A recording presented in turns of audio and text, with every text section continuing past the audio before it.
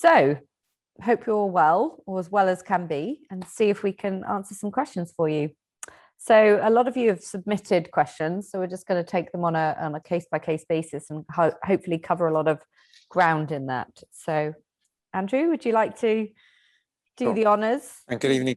And good evening from me as well, everybody, and apologies for the delay. We fix people, not tech, so we've been challenged this evening, but you're all here now, so let's crack on. First question is, I've been following all of your content and taking a number of your suggested supplements as pertaining to my own symptoms.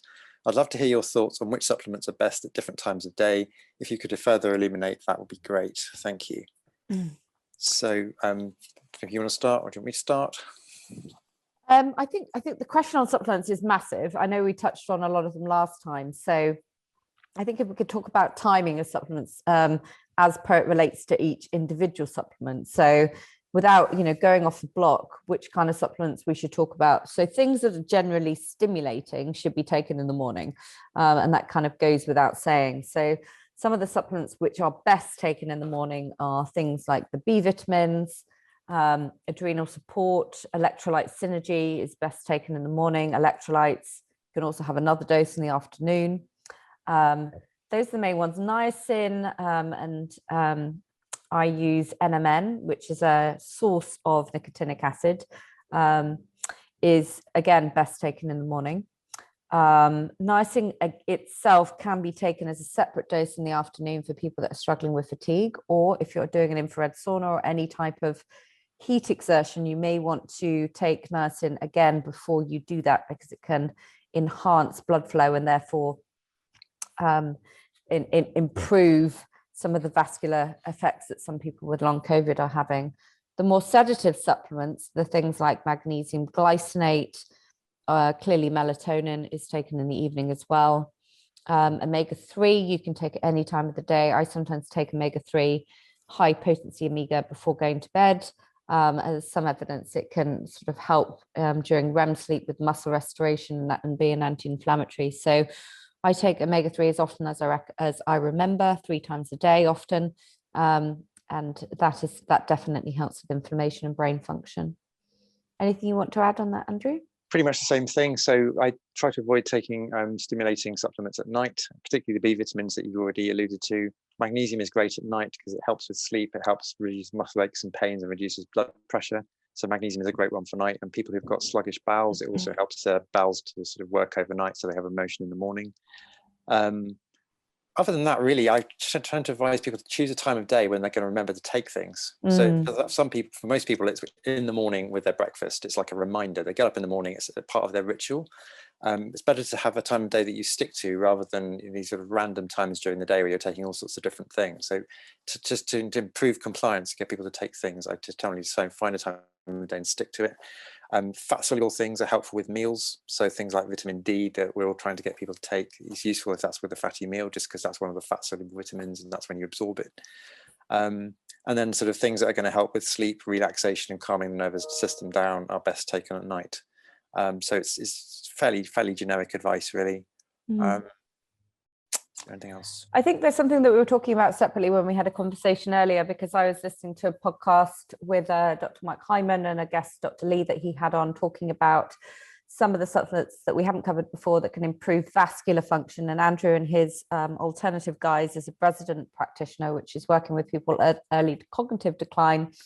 They do use a nitric oxide releasing product, which has various guises. The one that Andrew uses can confirm the name, and we'll send a link to it around. So that can improve blood flow and the sort of stickiness that comes with endothelial, so the lining of the blood vessels, stickiness that can occur in some people with long COVID.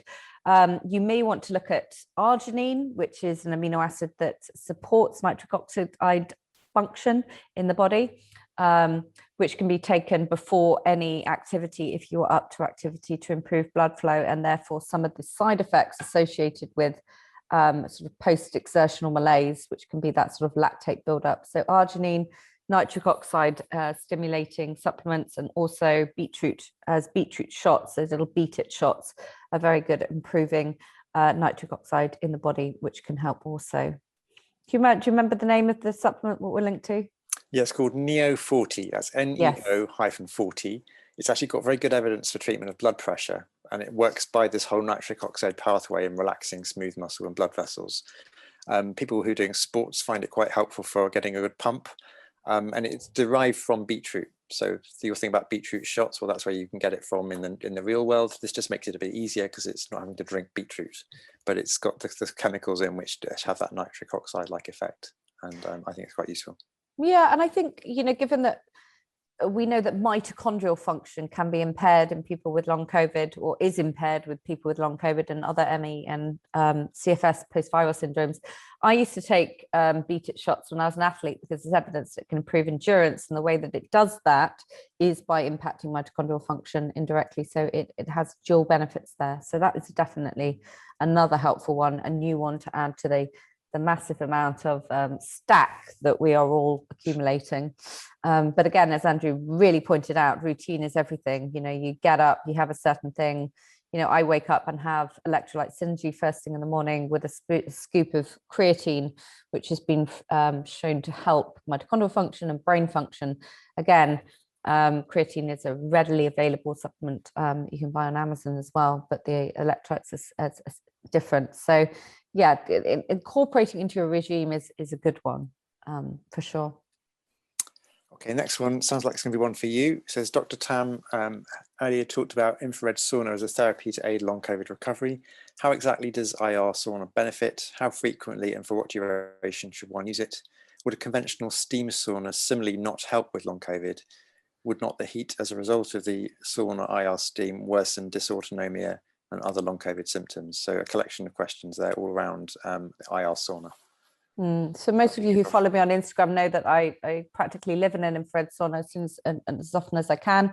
The temperature of an infrared sauna tends to be less intense than a dry heat or steam sauna. So it's better tolerated with people with dysautonomia. You can stay in there longer. The spectrum of light produced by the sauna can penetrate the skin. It can also enhance mitochondrial function and endorphins, which typically a steam sauna, for example, will not do as in the same capacity. So I just recommend do what you can. I understand that infrared saunas are expensive, although you can get the pop-up ones for less than £200, which can have benefits. So if you do have dysautonomia, then you have to bear in mind that you need to build up your tolerance. I mean, this time last year, 6 months into COVID, I could only tolerate 15 minutes of a lower heat, but now I can tolerate 45 minutes with electrolytes and hydration. So as with anything, it is a hormetic stressor. So that means that it can mimic the effects of exercise, so without actually moving your muscles. So I would recommend that people build up their tolerance using it as well, but it does have a multitude of benefits. Skin detoxification through the sweating that we can't do because we can't exercise with long COVID in the same degree. So I'm a big fan. I personally have something called the Sunlight and Sauna now, which is one of the top ones on the market. Clearlight is another option, although apparently they've all sold out. The pop-up ones you can get are Firzone, Firzone, which are the cheap and cheerful alternative. You've worked up to how long are you spending in yours now, and where did you start, and how do you kind of grade up with your timing? Well, I'm well, even prior to COVID, I was well tolerating heat because I've saunaed for many years, but I lost the ability to tolerate heat clearly with the dysautonomia, which is, touch wood, a lot better than it used to be. But yeah, starting with just 5 minutes really, and just noting how quickly your heart rate returns to normal baseline after the sauna, not exactly what it's going to when you're in it, but how quickly it returns to baseline afterwards, and be guided on how you feel, because it can be intense for some people to do an infrared sauna. So just take it easy, slow but sure. Cool. While we're on the subject, so I don't have a huge experience of the infrared saunas that you're referring to, but we're doing a project in Kensington looking at red and near infrared light as a whole body treatment, and we've got some of our long COVID patients having some success with that. So I just thought I'd mention that. And it basically is targeting the mitochondria. It's the very heart of the problem in long COVID for many people is mitochondrial dysfunction. And the red wavelengths of light and the near infrared are preferentially absorbed by the mitochondria and support their function. So that might be something that people want to look into as well as another sort of another therapy or another means of sort of targeting this long-term condition. Yeah, so red light therapy is the visible red light. Andrew has one of the most amazing red light chambers on the market by a company called Novathor, which is basically like a big tunnel that you lie in. It's like a sunbed. It comes up and underneath and on the top, and you do 15 to 20 minutes and you feel like you've been on a holiday on it and lay on a beach for, you know, a good hour. It's very rejuvenating. And whenever I'm in London, I do go on that as well. There are cheaper devices that you can do at home made by a company called Red Light Rising. I know some of you have seen them as well. They're just less intense than the whole body treatment, which is much more effective. So I would recommend trying that also.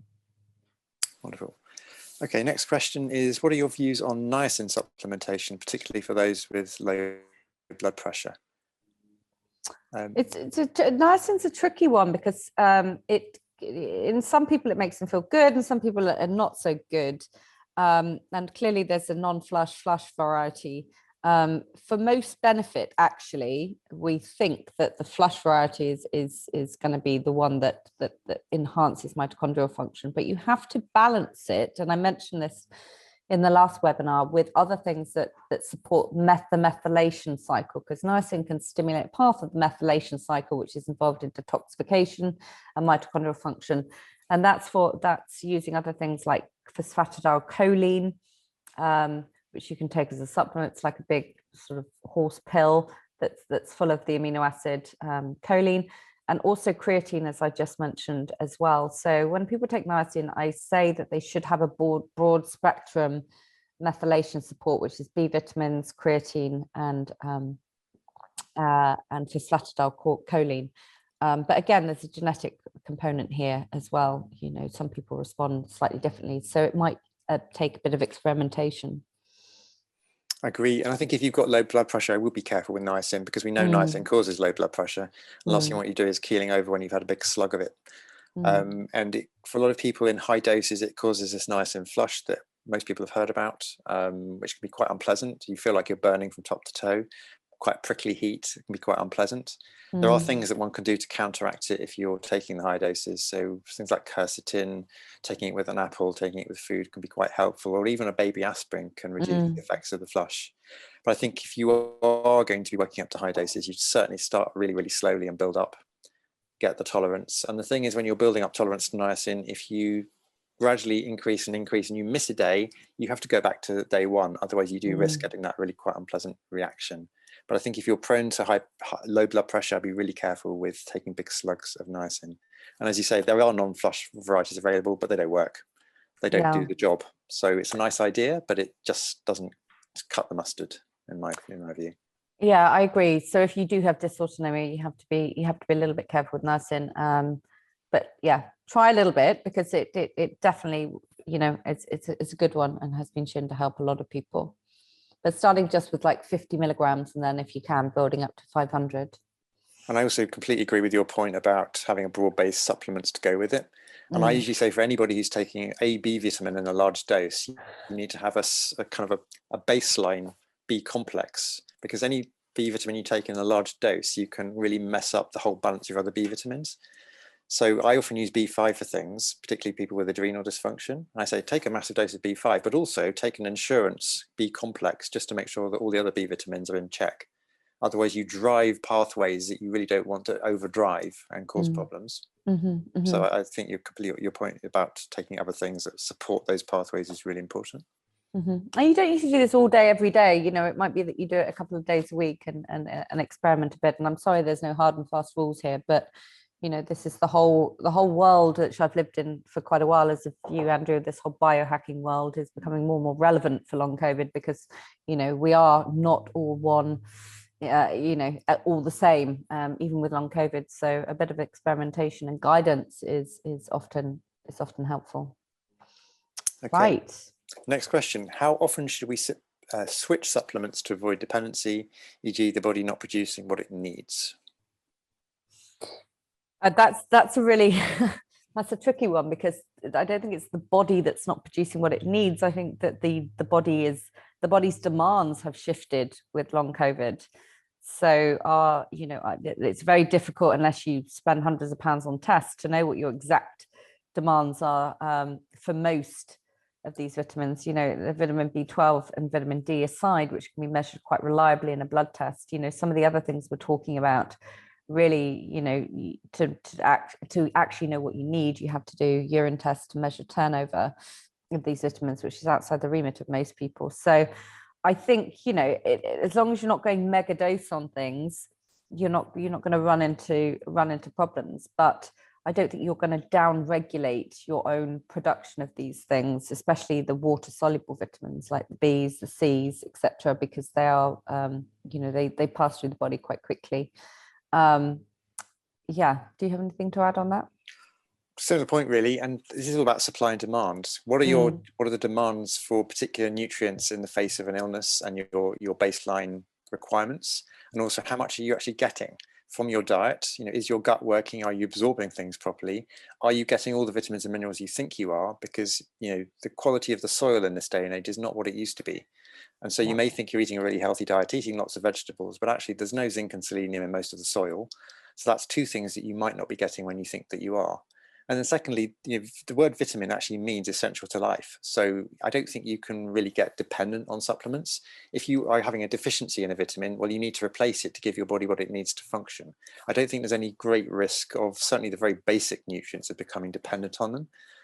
This is all about replacing what you need, rather than your body producing things, because some things it can't produce. It needs the raw materials, of which vitamins are. I do think as well that there's a psychological dependence. I know if I go away for a few days and I don't take some of my supplements, I'm a bit like, wow, where are they? But certain things your body, these supplements, if they're used properly, can allow your body to do more. Like your energetic demand is shifted. So perhaps if you don't take your B complex, or Cogniaid is something that I use often when I'm having to be cognitively active, that if I don't take that, I do feel a difference. So there is a psychological component here as well. So you will notice which supplements make you feel better, and if you don't have them, you will potentially notice the difference. Not everyone's the same there, obviously, but worth bearing in mind. Agreed. And I also view supplements as a short-term fix. I don't really see that patients should be taking things forever and a day. We're trying to address a short-term problem. We're trying to rebalance an issue where you're depleted, your demands have gone up.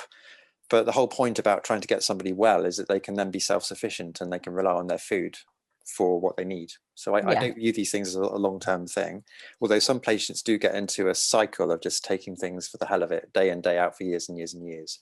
So I have a little rule of thumb, and there's no science to this whatsoever, but in supplement world, have a day off a week off a month, and a month off a year, just so that your body can kind of find its own again, and to find out where you're at. Yeah, it's the same with caffeine and other things that we rely on, isn't it?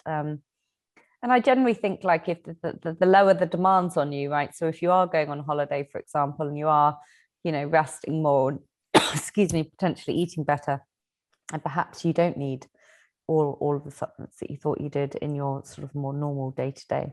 And also where you are in the stage of the illness too, right? If you're further, sorry, I've got something stuck, further down the line, like I am, like 16 months in, it might be different from what someone needs at 6 months. Okay, next question. Supplements can be very expensive. How can we decide which are the most important for long-term use, and what can we get from food sources? I think we've probably covered most of this, but I don't know if you've got anything else you want to chip in here.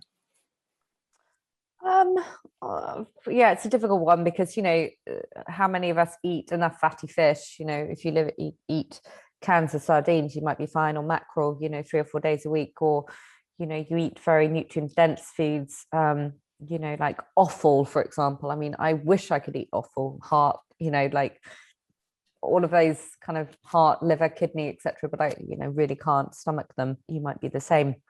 And I know diet is a whole massive angle that needs to be looked at generally, because some people do better on more plant-based and some people need a bit more. It's very individual.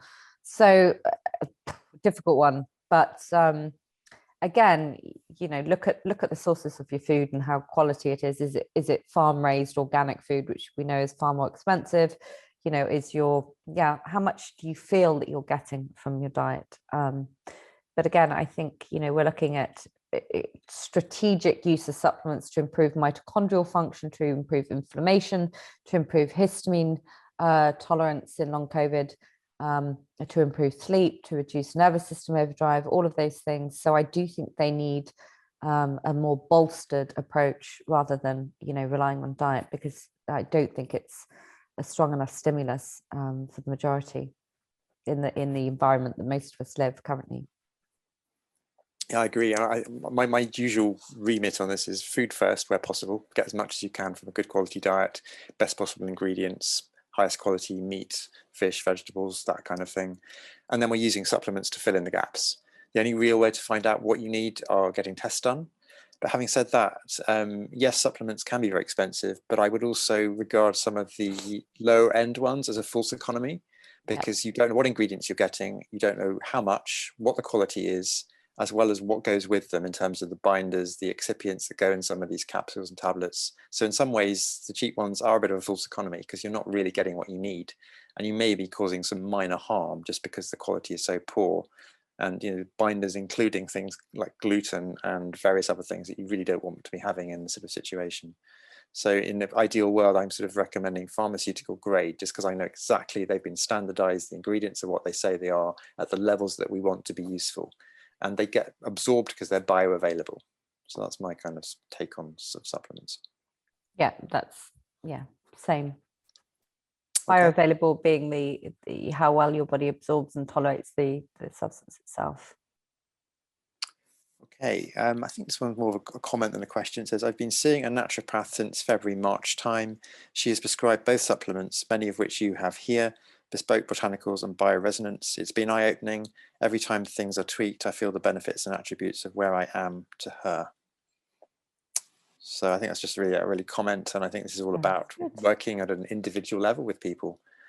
This is not population science. This is all about one-to-one. Long COVID has got very unique features for some people, and working with a practitioner can be really helpful to find out where the areas are that you need to work on and to come up with something quite bespoke. And I think your comment just really highlights that quite nicely. Yeah, absolutely. I agree. I think having the support and insights from practitioners or one that really understands you and listens to you, and you can get feedback and change things up, is important for sure. You mentioned bioresonance. I think that's slightly controversial within the medical world. It basically looks at the sort of the vibrational frequency or energetic capacity of a lot of your organs. And I know, having worked with the Lanzerhof group before, they use that device, and some people swear by it. So it's sort of being intuitive and knowing what serves you, and again, the quality of the practitioner that you're working with too. Okay, next one. This might seem like an odd question, as the benefits to me personally have been great, but when do we know when treatments have run their course, or do they ever? I know one size does not fit all, but I'm just curious as to your thoughts. On which one was that, sorry? Number 7. I mean, this again is difficult unless you're in the absence of tests, right? So you can subjectively know that you feel better, and you can try and taper some supplements down. For example, with me, I've gone up on the mast cell stabilizer at night, the ketofen, and I sort of don't take fexofenadine most days anymore. But I think that's an individual. You have to learn what supplements really impact how you feel and function on a day-to-day basis, and then try and take some out. But if you are feeling better generally, then you can have days without some of the supplements. But I think we should give ourselves a good run of having a few weeks of feeling better before we start taking things out that we know, or potentially we think, have helped us get there. or get improvements. I agree. And I think, listening to your body is really important. As patients, you tell us how things are for you. And that's one of the most important things that we want to know. Yes, we can do tests to kind of measure things to find out where you're at. One thing I quite like to do with patients, I have a medical symptom questionnaire, and I get patients to score all of their various symptoms every time they come to see me, and it gives them a total. And I just want to see that number coming down. It's not terribly scientific. I'm not measuring something accurately in the blood, but it's giving me their dashboard of where they're at. And if that number is coming down, that at a very basic intuitive level, I know I'm doing the right thing. And it's also helpful for them. And I have some patients starting off with scores of 190, really off the chart and really coming down. I think, well, okay, we're doing some good here, because all the dietary advice and supplements and the lifestyle stuff is really helping to bring these numbers down and to get to the bottom of this. So that can be quite helpful as well. Great. And okay, then, next one. Hyperbaric oxygen therapy for long COVID. Will portable mobile units of OxyHealth Henshaw's have the same effect as that of HBOT units in institutional settings and spas, which use higher pressures? Because I know you've got your own one that you use at home, and I suppose the question is that as good as the ones in institutions? And what have you? I mean, really, the short answer is no, but the frequency of use of these things matters. And, having not living in London now and getting into London to do a session 2 or 3 times a week in one of the more, the hard chambers that go to a deeper pressure and are shown to have higher benefits, you're probably going to do better with having something at home that you're more likely to use more frequently. I definitely noticed a difference in hyperbaric oxygen. It's massive for recovery. I use the Aura Ring, as people might know, and if you do a moment when you're in the chamber, your parasympathetic nervous system function seems far more enhanced than if you're just lying on a bed doing the same thing during the same time. So, there's accumulating evidence that it can really help this kind of what it's been termed like a chronic wound of long COVID, right? So hyperbaric oxygen has been proven to help wound healing. And we think that, the body is stuck in this inflammatory state in long COVID with this vascular inflammation as well, which can be improved by hyperbaric oxygen. So I have rented one from, it is a Henshaw, as you mentioned, via the Wellness Tree group. I, pay for my own, no affiliation there. It costs about £700 a month, which is a big outgoing. But if you're going into town and having one, you're paying £120 a time. So it's a false economy. But 3 months of doing hyperbaric oxygen have really helped me, and many like me. So, if you can go in something 5 days a week for anything between 30 to 90 minutes, and you bear in mind you can do meditation in there, you can do work in there, I take conference calls in there. So it's all about, fitting it into your daily life. Are there any practical points about hiring them? Can anybody go and hire one? How do you go about it? Who do you approach? That kind of thing. Yeah, the Wellness Tree is the company, the only one I've really looked at who do Henshaw hyperbarics. There's a guy called Jeff that runs their company there. So yeah, you can rent through those. I'm sure there's others available if you Google renting a hyperbaric chamber. Okay. Next question. I'm looking for something for my husband as he has long COVID and gets bouts of excessive fatigue some days, but cannot relax and sleep at night. Can you recommend any other product, please? What's he currently taking? Does that say? I don't think it says on the question. Oh, it's long COVID bouts of excessive fatigue, but something not. Yeah, I mean, this is a classic dysautonomia and not being able to sleep, and I've suffered a lot of that, as have many of you. I take the mast cell stabilizer now, the ketofen, which has completely transformed my sleep from waking up 2 or 3 times a night to just once a night. But in terms of supplements, that ketofen is an antihistamine with mast cells stabilizing. So mast cells are the things that release histamine, which drive inflammation. So ketofen has been shown to stabilize them and also to help sleep. So that has been helpful. Some people do well with melatonin, which has been shown to have antioxidant properties and support the brain. We use a product at Wellgevity called HVMN Yawn and Sleep Remedy. Both are available on the website, which we import from America. They do contain a small amount of melatonin. magnesium glycinate, L-theanine, one of my favorites. Even if you don't want to try melatonin, you can buy L-theanine from Viridian, which is brilliant. I take 2 or 3 of those a day. Quite often when I'm feeling tense or nervous or can't relax, or your nervous system's in overdrive. Yeah, so those are the big ones, really. Yeah, and you might need medical, intervention, especially if there's dysautonomia. Earlier on in the illness, I took propranolol, which is beta blocker, because I was having some anxiety, sweats, wasn't sleeping, so that did really help, but I only took that for a short amount of time. But some people do stay on it. Also, other antidepressants like amitriptyline is used to help sleep quite often, in anything from 5 milligrams, which is what I was using, to up to 100 milligrams. Often people can tolerate higher doses. So it might be that he needs a medical review if things are really tricky, but he may want to try those supplements, the yawn, the sleep remedy, or L-theanine, Theanine, first. I mean, I like many of those. I mean, the L-theanine I like, and there's also a preparation which combines L-theanine with lemon balm, which is a really nice combination at night. Yes, that's the one I mentioned, actually. Oh, it is the one you mentioned. Okay, so that's one. Yeah. Going back to the magnesium as well, magnesium at night is really helpful for sleep. And from a botanical point of view, being a herbalist in the former life, or at least part of my training, I like withania or ashwagandha. It's a really good nervine relaxant. It's a good adaptogen. It's not overly sedating, but it just helps to wind the nervous system down a bit. So I think it would be really helpful during the day and at night. That'd be one of my favorite ones.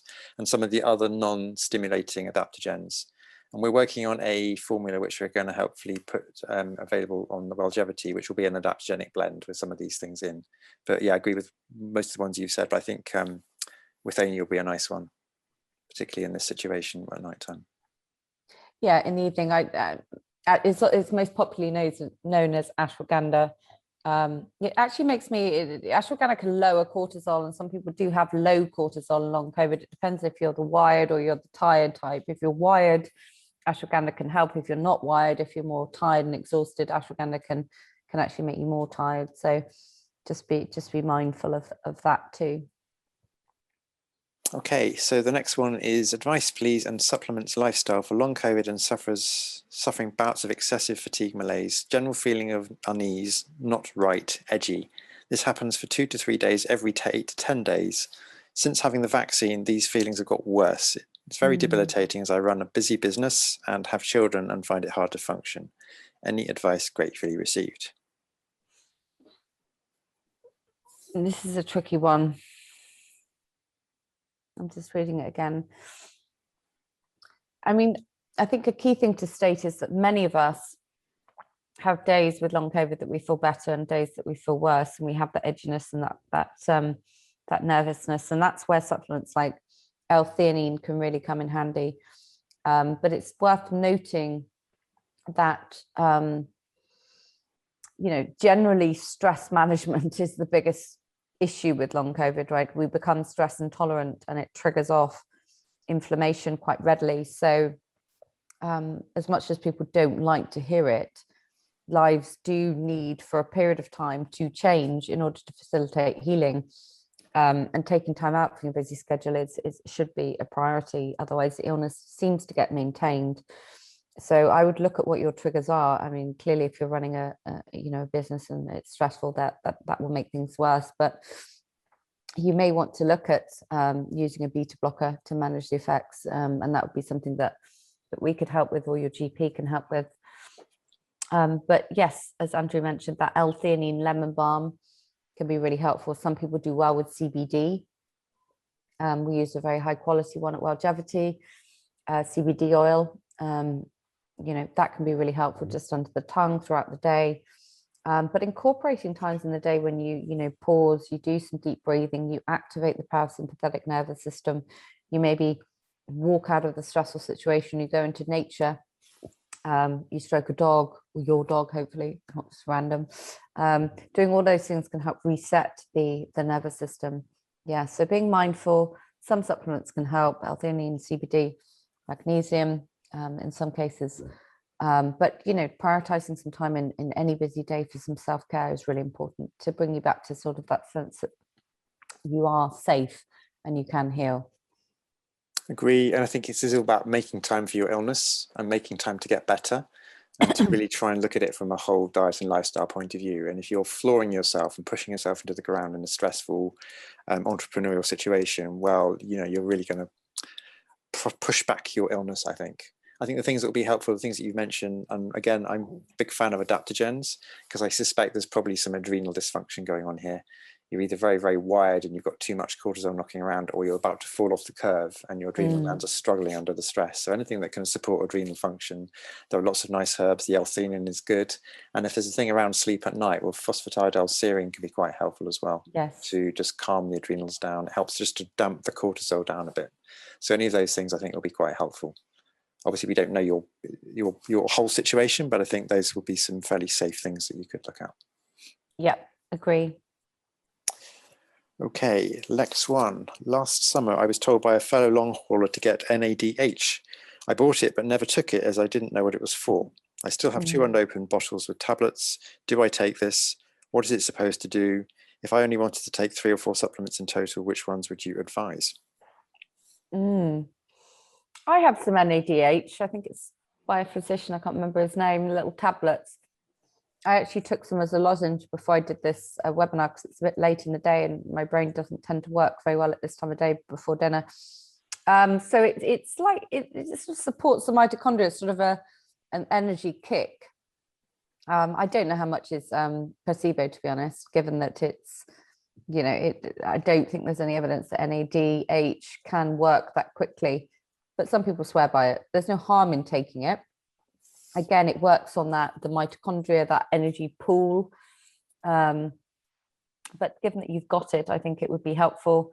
I mean, some people go for NAD intravenously, have been shown to have big benefits, although that you do feel pretty cruddy when you're having it, in terms of energy and improving mitochondrial function. And it was originally used in the longevity market to improve, as it's been shown that we age faster when our NADH and NAD levels decline.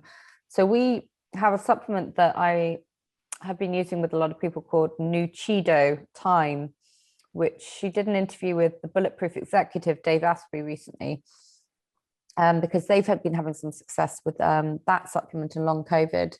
And that basically contains a lot of the things that we've talked about in one go. It's things that support the mitochondria, NADH, alpha lipoic acid, again, another mitochondrial support, some of the B vitamins, a bit of green tea extract, but not the DAO munching version.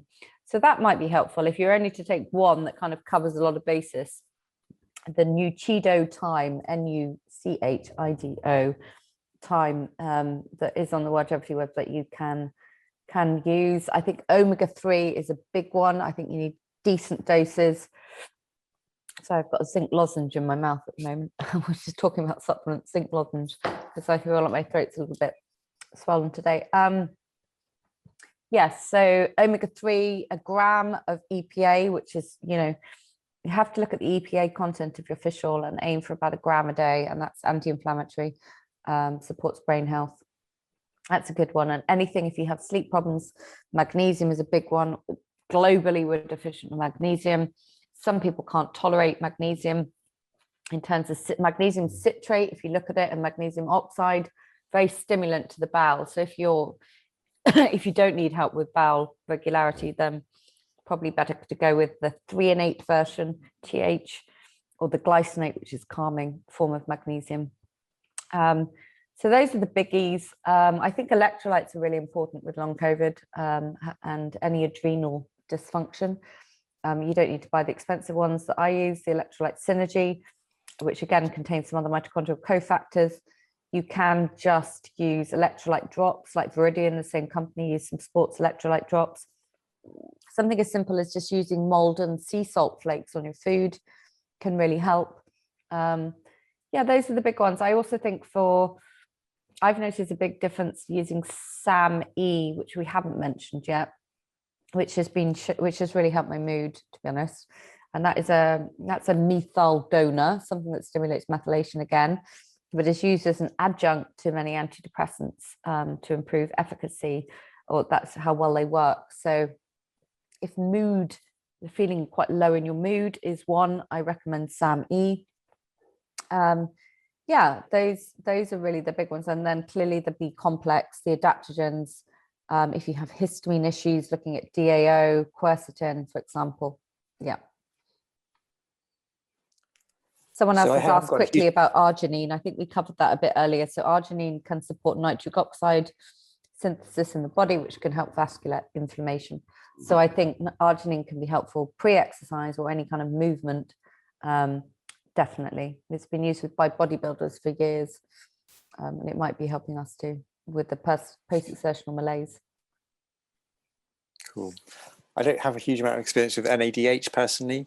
I think it's fairly harmless. It's supposed to help with mental clarity and alertness and concentration and memory. And so some people with Alzheimer's and cognitive decline have tried it. It's supposed to help with chronic fatigue and athletic performance. The recommended dose is 10 milligrams a day. So it's definitely worth a try and see what happens. It may or may not make any difference at all. If you've got some and it's within date, give it a go. But it's not something I regularly sort of dish out. It's really hard to pin down for supplements because obviously everybody's different and everybody has different needs. But in terms, if I look at what I've got a lot of my people on for various reasons at the moment, is vitamin D, which is a staple. The fish oil, which you mentioned, because for even the people that are eating oily fish fairly regularly, they don't get decent levels of their omega-3 fats. And magnesium. It's a panacea for me because it helps so many issues. It's the whole blood pressure, sleep, keeping bowels regular. Totally take your point about upsetting the bowels with the wrong forms. So magnesium threonate is particularly helpful for neuro, getting into the brain. I found biotics research do a nice one called Actimag, which I particularly like. It comes in a powder form and it's a magnesium glycerophosphate. It doesn't seem to cause any of the bowel problems. It seems to be well absorbed and it seems to get to fairly high levels in the red cells, which is where we want the magnesium to be. Those are my three staples, but obviously it comes down to individuals and what their issues are and what they're missing, I think. I totally agree. Yeah, I take the magnesium threonate. It's one of the, but so how you stick with certain things, and I take Neuromag, which is magnesium threonate, every night, and it reliably increases my REM sleep, so the dream sleep. So, things like the antihistamine and other things can kind of knock you out. So you feel like you slept, but we need REM sleep to really, the dream sleep, which really helps, support brain function long term. So Neuromag, magnesium threonate really seems to, like, I can see it on the ring. So that's cool. Cool. Okay, will my mast cells settle back down? I've had long COVID now for 8 months and still feeling so fatigued and anxious and following this rubbish low histamine diet. The low histamine diet is a pain in the proverbial. I have to say, I really struggle with it, but and I often get it wrong. Like I've been having high protein soy milk frothing in my coffee, in my purity coffee, which is meant to be low histamine. And so I have one caffeinated and one decaf, but that's been really triggering my histamine. So with histamine, it's all about the bucket, right? Think of it like this. Some days your bucket is higher if you've been out in pollen, if you've been in pollution, if you, like me, douse yourself in chlorine, which, because I love swimming, it's my kind of the only exercise that I feel like I can do well at the moment.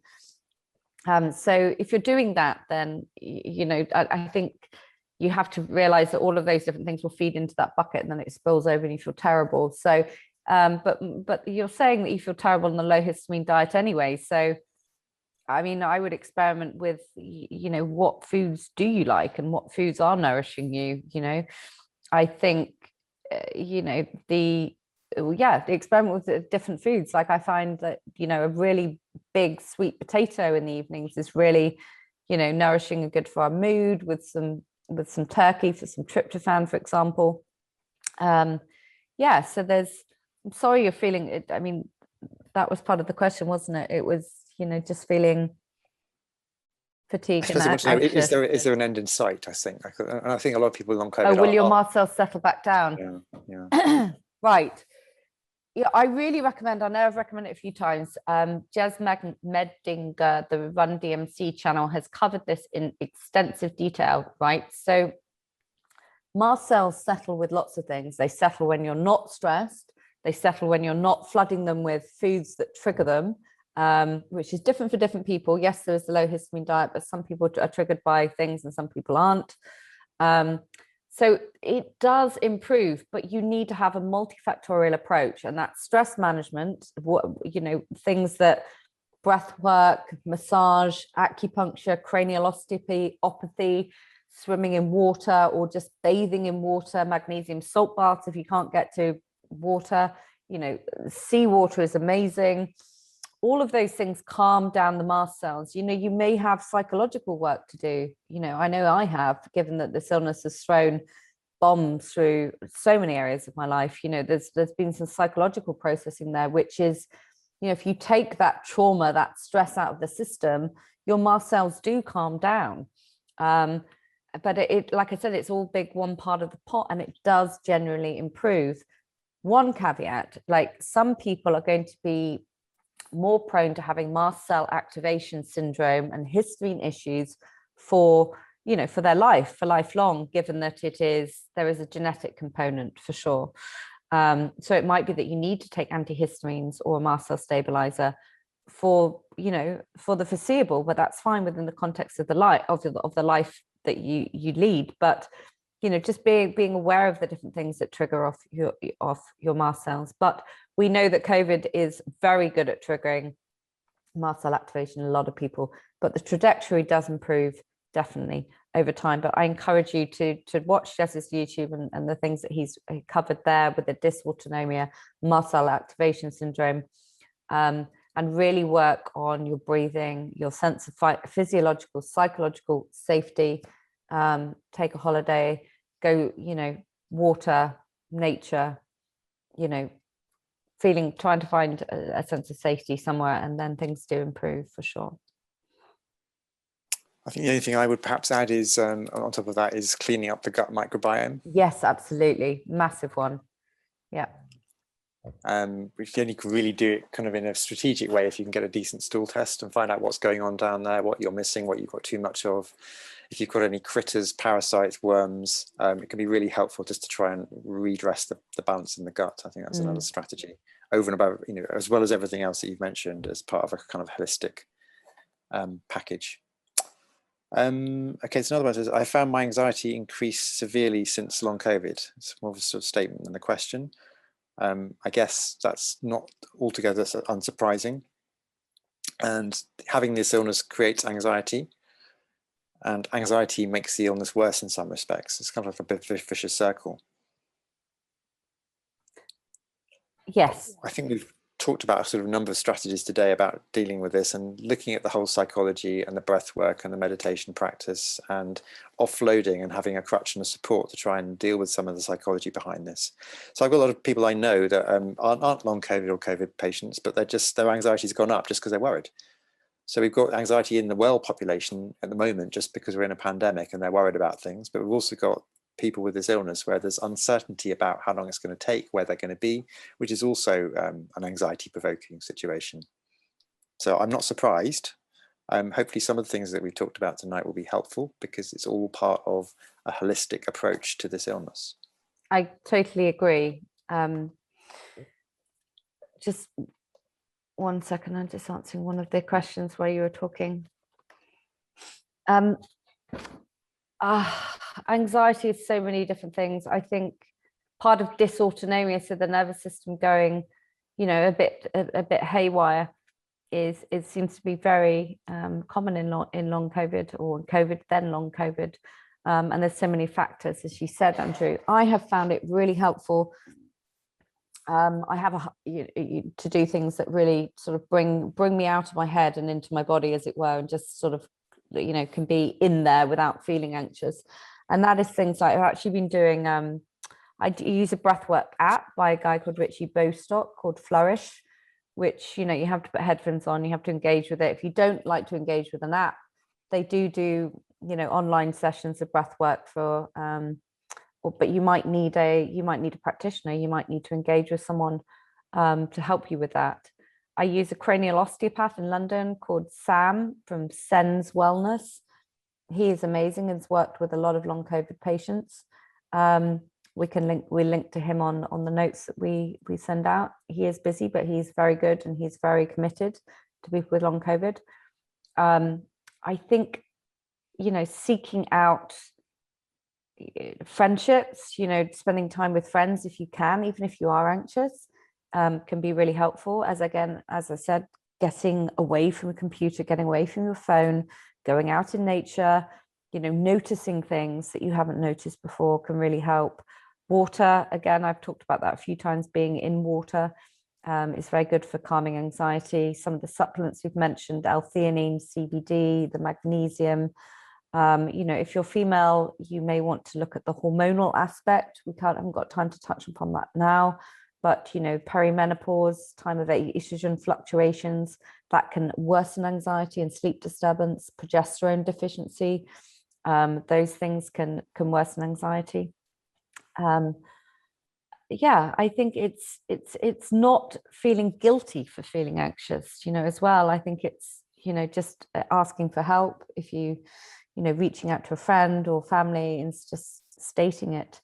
But again, all of those things that I've mentioned, I actually do something called sound healing as well, which I used to think was completely woo, where someone basically plays a gong. The vibrational frequencies of that are it can be very good for your nervous system and sort of allowing you to feel present. So I know it's difficult because a lot of us used to manage our anxiety with a glass or two of red wine or other alcohol, and we don't tolerate alcohol very well. But just noticing your triggers, finding your community, finding your friends, doing some breath work, massage, acupuncture, cranial osteopathy, as I've mentioned, can all be really helpful. Agreed. Well, I think we've come to the end of our questions that were sent in, and I think we've covered all the ones in the chat. Just one on chlorine. Yes. Yes. So sadly, chlorine is a massive trigger for me. I only swim outside where possible, but still the chlorine affects me. So I always take fexofenadine, which is an antihistamine, which is a prescription antihistamine, which I have before going swimming. If you don't have that, you can take loratadine over the counter. Barrier functions are important, as with anyone with any hay fevers. So having Vaseline under the nose, for example, I use a saline nasal spray. So as soon as I'm out of the water, I'll rinse out my sinuses, as I do if I'm in London as well, because it's polluted and tree pollen, or if you've been outside. Eye drops, sometimes charcoal, a couple of tablets of charcoal you can get on Amazon, acts as a binder in the gut. Sometimes any chlorine that's leaked in, that can bind it up. So Bragg's charcoal from Amazon is helpful. But yeah, swimming is bad. It's amazing if you can find like open water swimming that isn't too cold, whether that be in a river or in the sea, more perfect as it gets a bit warmer. But yeah, love-hate relationship. Or an ozone pool. But I think they're as rare as hen's teeth. There are a few ozone pools around. But, we need to prioritize it because, I suffered with chlorine allergy for years, and so many people are, it's horrendous. It's a toxin. I mean, it kills stuff, right? No wonder we're allergic to it. It's bleach. So I think, it's part of the load, but yeah, swimming is so good for you, but chlorine is really not. But I hope those tips help. Yeah. Good. I think we've covered all the questions. Sorry for the delayed start. We are going to change the formatting of this because as much as we appreciate all your support so far with the membership, we want to make sure you're getting value from it. So I think we're going to review what we do going forward in terms of, the webinars and the support and that people get access to. We are launching a botanical blend that Andrew created himself. Do you want to talk about that quickly? Yes, we've got two blends coming out. We're just putting the finishing touches to them. One is an anti-inflammatory blend, and this contains some really good anti-inflammatory herbs. I mean, things like turmeric that you've heard of, but also things like white willow bark, which is what they use, basically one of the ingredients from which aspirin is derived. It's not aspirin, but it's the botanical equivalent. Black pepper, because black pepper can make turmeric more effective. Frankincense, which is a really good anti-inflammatory. And then a couple, you may have heard of the common names, things like cat's claw and devil's claw and ginger. And that combination I've been using with patients for a number of years for a number of different inflammatory conditions, and it's been really effective. I've got patients with rheumatoid arthritis, various inflammatory situations, and I've had a great deal of effect. So we're trying to get that online for you all, or available to all. I think it is. They confirmed that it's gone live. So if you do want to try that, it's on the Wellgevity site now. And also a histamine support blend, because we appreciate a lot of you on here and a lot of long COVID patients are having histamine issues. So we've used a combination of botanicals which have got very good antihistamine-like effects. Again, you'll have heard of some of these. So there's one called Albizia, Bicol skullcap, feverfew, which you may have heard of. It's commonly used for migraines, but actually it's got a very useful antihistamine inflammatory action. Chamomile, which you've heard of in the tea, but again, it's got a very useful histamine action. Turmeric, again, turmeric comes up everywhere because it's one of the great anti-inflammatories. It does so many things. And also ginkgo. And that will be a nice combination of things to try and just to deal with the whole histamine and provide some histamine support. Got a few more in the pipeline, but we're just going to start with those two because we know that lots of people have got these two particular issues. We're trying to sort of target them at the different issues that people have in the whole long COVID thing. Yeah, just one question on gut testing. So we do run gut tests at Wellgevity and have a nutritionist and health coach, and also Andrew and I oversee them with a couple of other doctors too. So we use a combination of tests. Sometimes we use a Genova comprehensive digestive stool analysis, which can be a 1 or 3 day test. So we use microbiome analysis and we can treat the gut accordingly. So I also work with Viola Tamsin, who's a microbiome expert, that if we do need additional insights. So we're happy to help you if you want to get in touch with us at Wellgevity. And okay, thank you so much. I hope you all manage a decent night's sleep tonight. Magnesium salt baths. No histamine wine. Does that exist? No. Okay. No, in your dreams. I know. I've just bought a wine filter called Ulo, which takes out the sulfites. Because I think sometimes it's just the habit, isn't it? It's the action of end of the day, a little bit of wine, winding down, relaxation. But maybe I'm just justifying it. But an expensive wine filter that takes out the sulfites. Anyway. Lovely. Okay, lovely to see you all. Take care. Thank you for coming. See you later. Take care, everybody.